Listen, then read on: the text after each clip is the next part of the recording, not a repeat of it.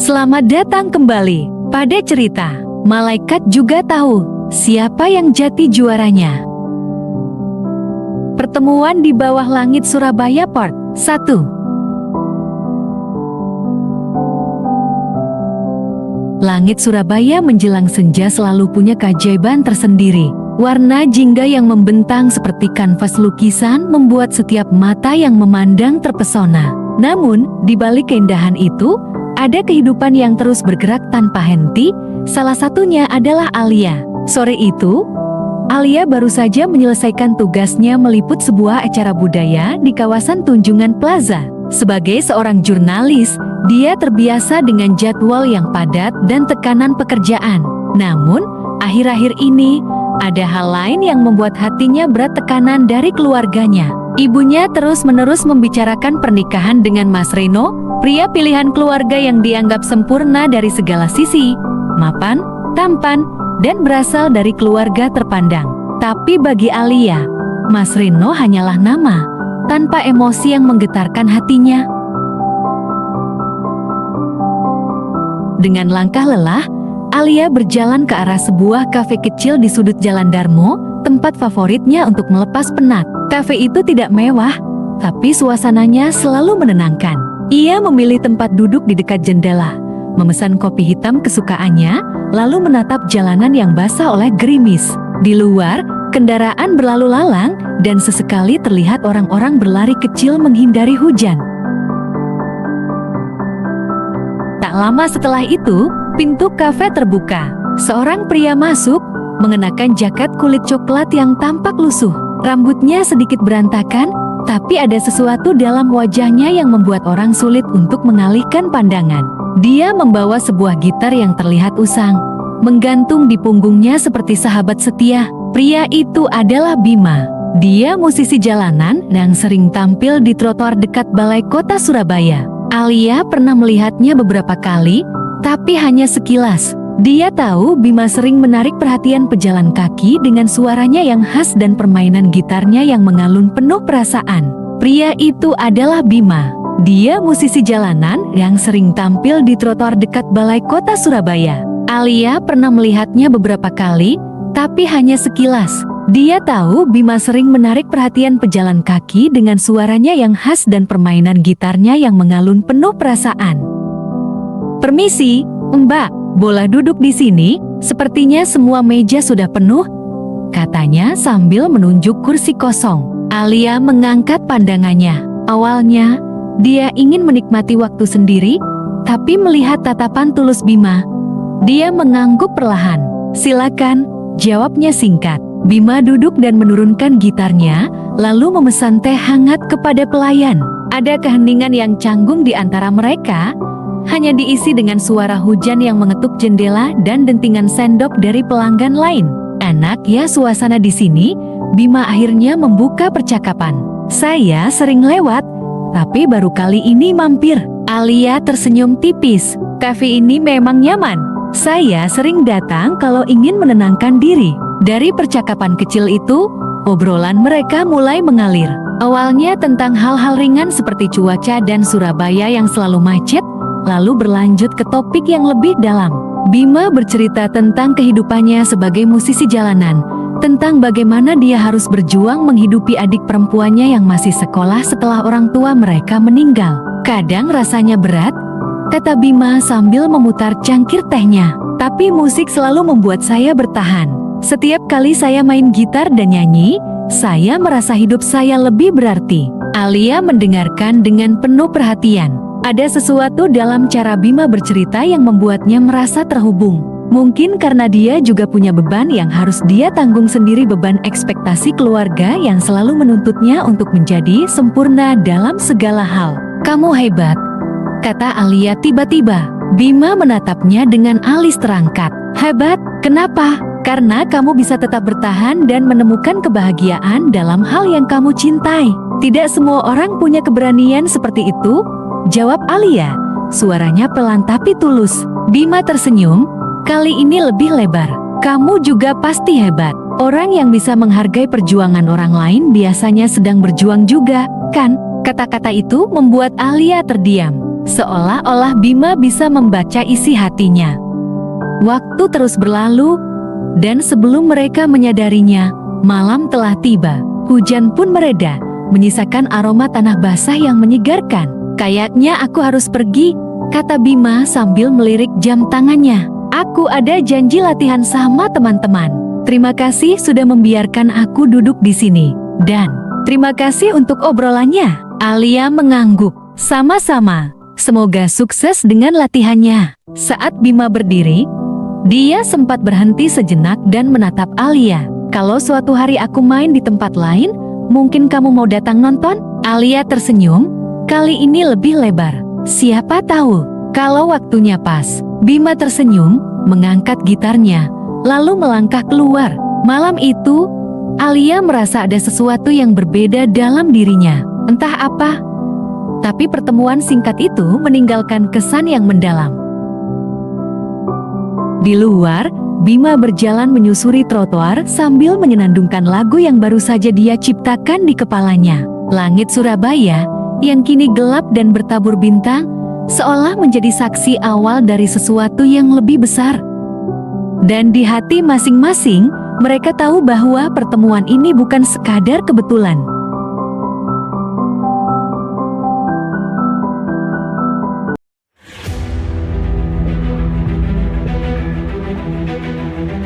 Selamat datang kembali pada cerita. Malaikat juga tahu siapa yang jati juaranya. Pada selanjutnya, Part 2, cahaya baru di tengah kegelapan. Hari-hari setelah pertemuan di kafe itu menjadi berbeda bagi Alia. Setiap kali ia melewati trotoar dekat Balai Kota Surabaya, matanya tanpa sadar mencari sosok Bima. Ia tak tahu pasti kenapa, tetapi ada sesuatu dalam diri pria itu yang membuatnya ingin tahu lebih banyak. Dalam keseharian yang penuh rutinitas dan tekanan, kehadiran Bima terasa seperti secercah cahaya yang menerobos gelap. Suatu sore, saat Alia berjalan pulang dari kantornya, ia mendengar suara gitar yang akrab. Ia berhenti dan menoleh ke arah suara itu. Di tengah keramaian jalan, Bima duduk di atas sebuah kotak kayu, memainkan gitarnya dengan penuh perasaan. Beberapa orang berkumpul di sekitarnya, mendengarkan lagu-lagu yang ia nyanyikan. Alia tidak langsung mendekat. Ia berdiri di kejauhan, memperhatikan dengan seksama. Lagu yang Bima nyanyikan malam itu bukanlah lagu yang terkenal. Sepertinya itu adalah lagu ciptaannya sendiri. Liriknya sederhana, tetapi penuh emosi.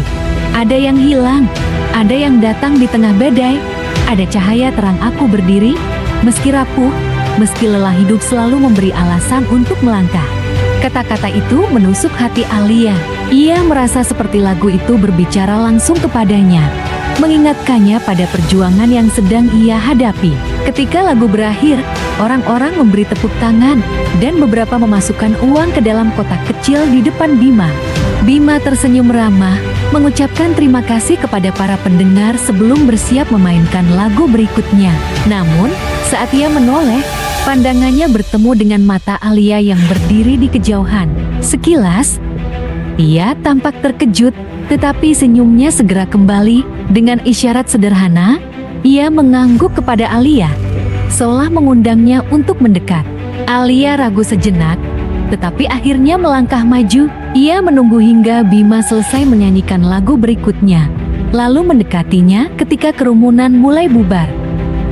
"Kamu di sini lagi?" kata Bima. Suaranya terdengar ceria meskipun jelas terlihat bahwa ia lelah. Alia tersenyum. "Aku sedang lewat, tidak menyangka akan bertemu kamu di sini. Kamu suka lagunya?" tanya Bima sambil menyimpan gitarnya ke dalam tas. "Sangat, itu lagu ciptaanmu, kan?" Bima mengangguk. "Iya, aku menulisnya beberapa bulan lalu, waktu aku hampir menyerah." "Kenapa menyerah?" tanya Alia, penasaran. Bima terdiam sejenak, seperti sedang mempertimbangkan apakah ia harus jujur. "Karena hidup gak selalu adil. Kadang aku merasa, sekeras apapun aku berusaha, hasilnya gak pernah cukup. Tapi musik selalu mengingatkanku bahwa hidup ini lebih besar dari sekadar masalah-masalah itu." Alia terdiam, mencerna kata-kata itu. Ia merasa seperti sedang melihat cermin. Hidupnya sendiri juga dipenuhi tekanan dari keluarga, dari pekerjaannya, dan dari masyarakat yang selalu menuntut kesempurnaan. Tetapi ia tidak pernah punya keberanian untuk menghadapinya dengan cara seperti Bima. "Kamu hebat," kata Alia, mengulang pujian yang pernah ia berikan di pertemuan sebelumnya. "Kamu sudah bilang itu di kafe waktu itu?" jawab Bima sambil tersenyum lebar. "Tapi terima kasih, itu membuatku merasa lebih baik." Percakapan mereka berlanjut, kali ini lebih panjang. Mereka berbicara tentang banyak hal. Mimpi, ketakutan, dan harapan. Bima bercerita bagaimana ia harus menghidupi adiknya, Sita, yang masih SMA. Ia bekerja keras agar Sita bisa terus sekolah, bahkan jika itu berarti mengorbankan mimpinya sendiri untuk menjadi musisi profesional. "Kadang aku bertanya-tanya, apa aku sedang melakukan hal yang benar?" kata Bima. "Tapi setiap kali aku lihat Sita tersenyum, aku tahu jawabannya." Alia merasa tersentuh. Ia melihat ketulusan dalam setiap kata yang diucapkan Bima. Pria ini, meskipun hidupnya penuh dengan keterbatasan, memiliki hati yang besar. Di sisi lain, Bima juga penasaran dengan Alia. Ia bisa melihat ada beban di balik senyuman perempuan itu. "Kamu sendiri kenapa? Kamu kelihatan seperti seseorang yang memikul beban besar," tanyanya dengan nada lembut. Alia terdiam sejenak sebelum akhirnya menjawab, "Keluargaku ingin aku menikah dengan seseorang yang mereka pilih. Mas Reno orangnya, dia sempurna di mata mereka. Tapi kamu nggak bahagia?" potong Bima. Alia mengangguk perlahan. "Aku merasa seperti sedang menjalani hidup orang lain, bukan hidupku sendiri." Hening sesaat di antara mereka. Hanya suara kendaraan yang melintas dan angin malam yang menyelinap di sela-sela pohon. "Kamu tahu, Alia," kata Bima akhirnya, "kadang kita harus memilih jalan yang mungkin tidak disukai orang lain, tapi itu jalan yang benar untuk kita. Hidup terlalu singkat untuk dihabiskan demi membahagiakan semua orang kecuali diri kita sendiri." Kata-kata itu membekas di hati Alia. Ia tidak menjawab, tetapi tatapan matanya cukup untuk menunjukkan bahwa ia memahami maksud Bima. Malam semakin larut, dan akhirnya mereka harus berpisah. Sebelum pergi, Bima berkata, "Aku sering main di sini setiap malam. Kalau kamu butuh teman ngobrol, aku ada di sini." Alia tersenyum. "Terima kasih, Bima. Mungkin aku akan datang lagi." Bima mengangguk dan melambaikan tangan sebelum melangkah pergi. Malam itu, Alia berjalan pulang dengan perasaan yang berbeda. Di tengah tekanan dan kebimbangan, ia merasa menemukan seseorang yang bisa memberinya harapan. Bima, dengan kesederhanaannya, telah menjadi cahaya kecil di tengah kegelapan yang selama ini melingkupi hidupnya. Dan di hati kecilnya, ia tahu bahwa pertemuan ini mungkin adalah awal dari sesuatu yang baru.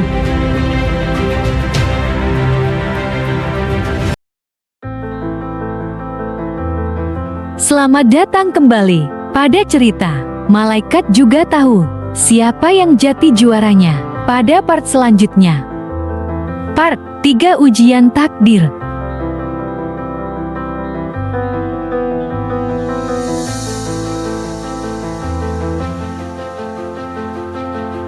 Hari-hari terasa lebih cerah bagi Alia sejak ia mengenal Bima.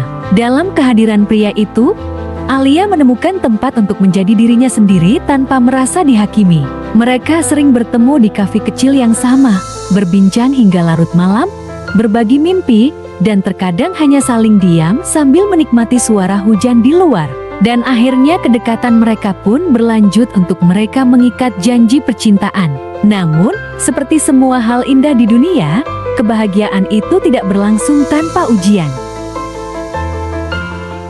Pada suatu malam yang sepi, Alia duduk di kafe itu sendirian. Hujan mengguyur deras di luar, menciptakan irama yang biasa membuatnya merasa tenang. Tetapi kali ini, pikirannya penuh dengan kekhawatiran. Bima tidak muncul seperti biasanya, dan pesan-pesannya hanya dijawab singkat. Ada sesuatu yang tidak biasa. Saat pintu kafe akhirnya terbuka, Alia mendongak dengan harapan, tetapi yang masuk bukanlah Bima. Perasaan kecewa menghantamnya, meskipun ia mencoba untuk tidak menunjukkannya. Ia mengaduk kopi yang hampir dingin sambil berpikir, apakah aku terlalu berharap? Beberapa hari kemudian, Bima muncul kembali. Wajahnya terlihat lebih lelah dari biasanya. Matanya sedikit sayu, tetapi senyumnya tetap ada. "Maaf sudah membuatmu khawatir," katanya saat duduk di hadapan Alia. "Ada banyak hal yang harus aku selesaikan." Alia ingin bertanya lebih jauh, tetapi ia menahan diri. Jika Bima siap berbagi, ia akan melakukannya. Alih-alih, ia mengangguk dan berkata, "Aku senang kamu di sini sekarang." Namun, rasa penasaran Alia tak kunjung reda. Ia merasa ada beban besar yang Bima tanggung, sesuatu yang pria itu tidak ingin atau belum siap bagikan. Hari-hari berlalu, dan meskipun mereka tetap bertemu, ada jarak yang mulai terasa. Percakapan mereka masih penuh tawa dan kehangatan. Tetapi ada sisi lain Bima yang seperti menghilang di balik bayangan. Suatu malam, setelah Bima selesai memainkan gitarnya di trotoar dekat balai kota, Alia mendekatinya. Suasana sepi, hanya suara langkah kaki sesekali terdengar. Alia pun mengingat sebuah perkataan Bima waktu di awal pertemuan. Akhirnya dia pun menyampaikan ke Bima. "Bima," katanya pelan, "kalau kamu butuh seseorang untuk mendengarkan, aku di sini." Bima terdiam sejenak, lalu menghela napas panjang.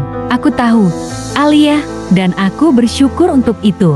Tapi ada hal-hal yang harus aku hadapi sendiri, bukan karena aku tidak percaya padamu, tapi karena ini adalah bagian dari jalanku."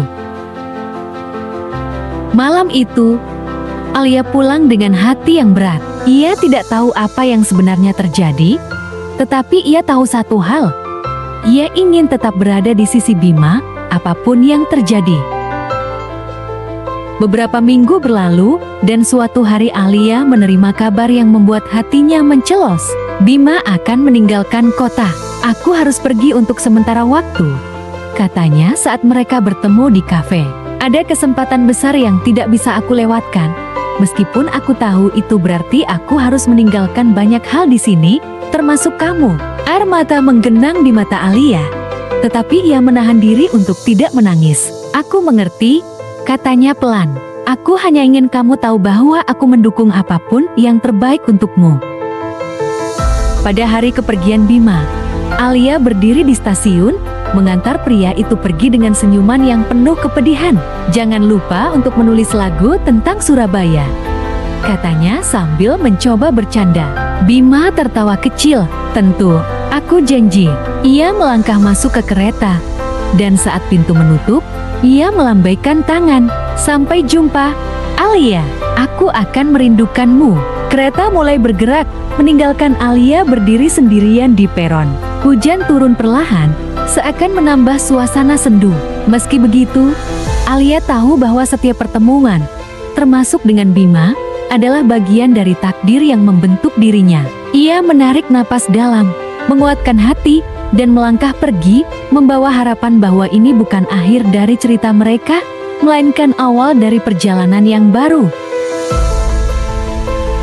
Di tengah kesepian yang dirasakan setelah kepergian Bima, Alia bertekad untuk menemukan dirinya lagi. Ia tahu, cinta sejati tidak mudah diperjuangkan, tetapi ia juga tahu bahwa cinta seperti yang dimiliki Bima layak untuk diperjuangkan.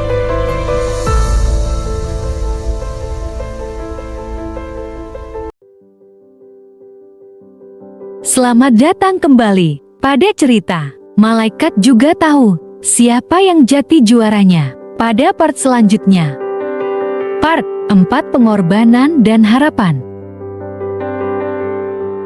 Malam di Surabaya tak pernah benar-benar sunyi. Gemerlap lampu jalan, suara kendaraan yang lalu lalang, dan hembusan angin kota selalu menjadi latar yang sama. Tapi tidak untuk Alia. Hidupnya kini terasa lebih sunyi setelah keputusan besar yang ia ambil. Kepergian Bima yang sudah cukup lama membuat kerinduan yang mendalam. Komunikasi yang terjalin tidak seperti apa yang diucapkan pada saat kepergian Bima. Masih teringat apa yang telah diucapkan Bima kala itu. "Sampai jumpa, Alia. Aku akan merindukanmu." Bayang-bayang kehilangan pun muncul dalam hati Alia. Setiap kali Alia melintasi kafe kecil tempat ia dan Bima biasa berbincang, hatinya terasa seperti ditusuk. Ia sering masuk, duduk di meja favorit mereka, dan memesan kopi hitam seperti biasa, berharap suatu saat Bima akan muncul lagi dari pintu dengan gitar di punggungnya. Namun, harapan itu selalu pupus. Pada suatu hari, Alia menerima sepucuk surat dari Bima yang datang tiba-tiba. Ia membuka dan membaca dalam hati surat itu semua kata-kata dalam surat yang ditulis Bima, yang membuat Alia tidak bisa menahan matanya mengeluarkan air mata. Surat itu setiap kalimatnya seperti hidup, menggambarkan kehangatan dan ketulusan Bima. Aku percaya bahwa cinta tidak bisa dipaksakan. Salah satu tulisan Bima dalam surat itu. Kata-kata itu terus terngiang di kepala Alia. Ia tahu Bima pergi bukan karena menyerah, melainkan karena ia mencintai Alia dengan cara yang paling tidak egois. Tapi tetap saja, rasa bersalah terus menghantuinya.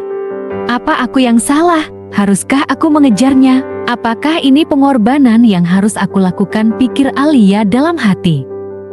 Waktu terus berlalu, hari ke hari Alia dengan berat hati harus berjalan karena kehidupan tidak berhenti di sini. Setelah keluar dari bayang-bayang seorang Bima, Alia mencoba memulai hidup baru. Ia fokus pada pekerjaannya sebagai jurnalis. Tugas-tugas liputan membawanya ke berbagai tempat, memberi kesempatan untuk bertemu banyak orang baru. Tetapi, di setiap sudut kota, ia selalu mencari sesuatu atau lebih tepatnya, seseorang. Setiap kali ia melihat seorang musisi jalanan, hatinya berdebar, berharap itu adalah Bima. Namun, lagi-lagi ia harus menelan kekecewaan. Alia, Bima itu sudah tidak di sini. Dalam hatinya Alia berbicara.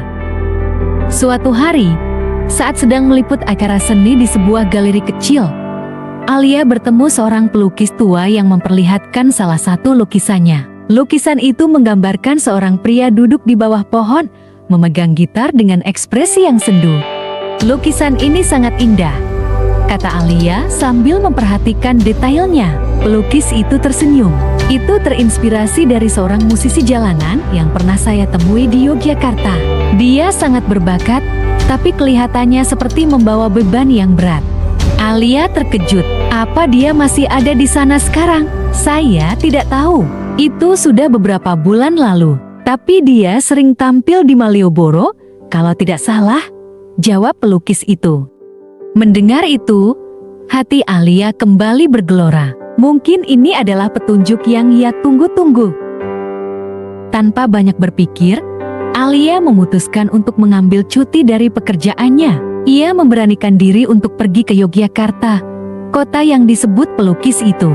Perjalanan malam dengan kereta terasa panjang, tetapi Alia merasa ini adalah langkah yang harus ia ambil. Setibanya di Yogyakarta, ia langsung menuju Malioboro, tempat di mana musisi jalanan sering berkumpul. Jalanan itu ramai dengan wisatawan, pedagang, dan seniman yang menampilkan berbagai pertunjukan. Alia berjalan perlahan, memperhatikan setiap sudut, berharap menemukan Bima di antara mereka. Namun, hingga malam tiba, ia tidak menemukannya. Dengan perasaan campur aduk antara lelah dan kecewa, Alia duduk di bangku taman dekat jalan Malioboro. Ia mulai bertanya-tanya apakah perjalanannya sia-sia. Tiba-tiba, dari kejauhan, ia mendengar suara gitar yang akrab. Ia segera berdiri dan mengikuti sumber suara itu. Di sebuah sudut jalan yang agak sepi, ia melihat seseorang sedang duduk di trotoar, memainkan gitar dengan penuh perasaan. Hatinya berdebar. Itu adalah Bima. Alia tidak langsung mendekat.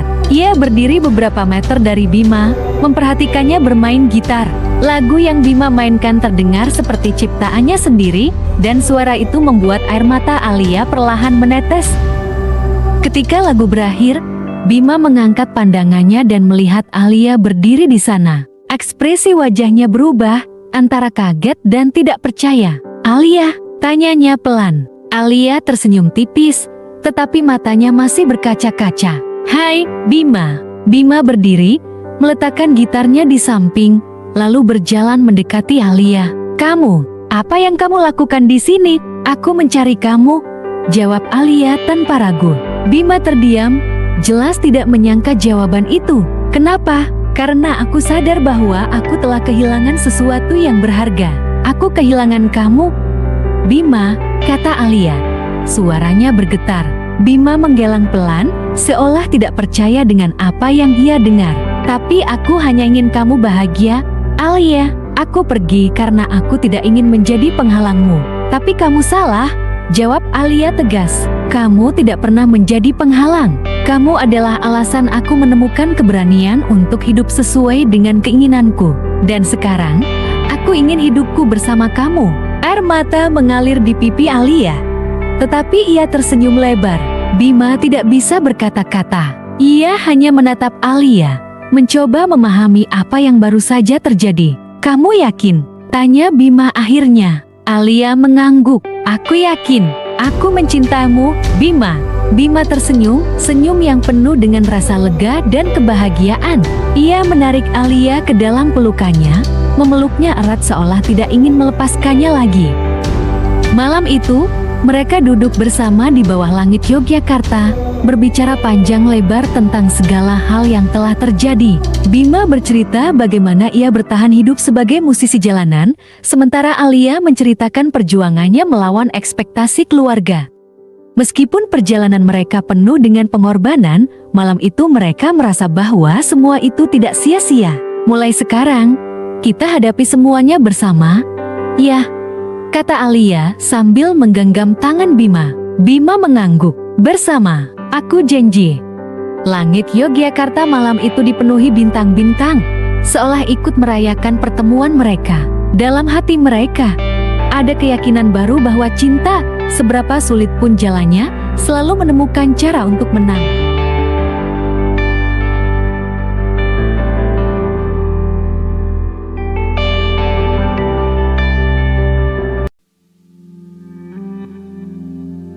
Selamat datang kembali pada cerita Malaikat Juga Tahu Siapa Yang Jati Juaranya. Pada part terakhir, part 5, Malaikat Juga Tahu Siapa Yang Jati Juaranya. Hidup adalah serangkaian keputusan, dan setiap keputusan membawa kita lebih dekat atau lebih jauh dari kebahagiaan yang sejati. Setelah bertahun-tahun hidup dalam bayang-bayang harapan orang lain, Alia akhirnya menemukan dirinya di jalan yang benar. Jalan yang ia pilih sendiri.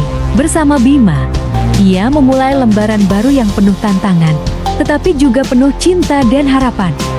Namun, perjalanan cinta mereka tidak serta-merta menjadi mudah. Dunia tidak berhenti menguji mereka, dan cinta mereka harus menghadapi ujian terakhir yang menentukan. Setelah pertemuan mereka di Yogyakarta, Alia dan Bima memutuskan untuk tinggal di kota itu. Alia merasa Yogyakarta, dengan atmosfernya yang santai dan penuh seni, adalah tempat yang ideal untuk memulai hidup baru bersama Bima. Ia juga yakin bahwa kota ini adalah tempat di mana Bima bisa mengejar mimpinya sebagai musisi tanpa tekanan berlebihan. Mereka menyewa sebuah rumah kecil di pinggir kota, dengan halaman yang cukup luas untuk menanam bunga dan duduk menikmati teh di sore hari. Kehidupan mereka sederhana, tetapi setiap hari terasa seperti petualangan. Alia mengambil pekerjaan freelance sebagai jurnalis dan penulis konten, sementara Bima mulai tampil secara rutin di berbagai kafe dan acara seni di Yogyakarta. Lagu-lagu Bima, yang penuh dengan cerita kehidupan dan cinta, perlahan-lahan mulai menarik perhatian banyak orang. Beberapa produser musik lokal bahkan menawarkan kerjasama untuk merekam albumnya. Kamu percaya nggak, Alia? Kata Bima suatu malam. Aku nggak pernah menyangka bahwa mimpi ini bisa jadi nyata. Alia tersenyum, menggenggam tangan Bima. Aku percaya, karena kamu punya bakat dan hati yang besar. Dunia akhirnya menyadari itu. Namun, kehidupan mereka yang damai tidak luput dari gangguan. Orang tua Alia, yang sebelumnya sangat kecewa dengan keputusannya meninggalkan Reno, tiba-tiba menghubungi Alia setelah berbulan-bulan tanpa kabar. Alia, kami hanya ingin memastikan kamu baik-baik saja, kata ibunya dalam panggilan telepon. Aku baik-baik saja, Bu, jawab Alia. Aku bahagia di sini. Tapi, hidup dengan seorang musisi jalanan, itu bukan masa depan yang kami bayangkan untukmu, kata sang ibu dengan nada prihatin. Kata-kata itu menyakitkan bagi Alia. Tetapi ia tetap tenang. Bu, aku tahu ini sulit diterima, tapi aku bahagia. Bima adalah orang yang membuatku merasa hidup. Dia mungkin tidak punya banyak, tapi dia punya hati yang besar. Percakapan itu berakhir dengan ketegangan, tetapi Alia tahu bahwa ia harus bertahan. Ia telah memilih jalan ini, dan ia percaya bahwa kebahagiaan yang ia rasakan bersama Bima adalah hal yang nyata. Pada puncak kebahagiaan mereka, ujian besar datang menghampiri. Suatu malam, dalam perjalanan pulang dari sebuah pertunjukan, Bima mengalami kecelakaan. Sebuah mobil melaju kencang dan menabraknya saat ia menyeberang jalan. Kabar itu menghantam Alia seperti petir di siang bolong. Ia segera berlari ke rumah sakit tempat Bima dirawat. Di ruang gawat darurat, ia melihat Bima terbaring dengan luka-luka di tubuhnya dan wajah yang pucat. "Bima!" Alia memanggil dengan suara bergetar. Air mata mengalir deras di pipinya. Bima membuka matanya perlahan, menatap Alia dengan senyuman lemah. "Hai, jangan nangis. Aku masih di sini," katanya dengan suara serak. Dokter memberitahu Alia bahwa kondisi Bima serius. Ia membutuhkan operasi besar untuk memperbaiki tulang di kakinya yang retak. Ada kemungkinan bahwa ia tidak akan bisa berjalan normal lagi, apalagi bermain gitar seperti sebelumnya. Mendengar itu, dunia Alia terasa runtuh. Ia tahu betapa pentingnya musik bagi Bima. Jika ia kehilangan kemampuan untuk bermain gitar, apa yang tersisa dari mimpinya? Selama berminggu-minggu, Alia tetap berada di sisi Bima.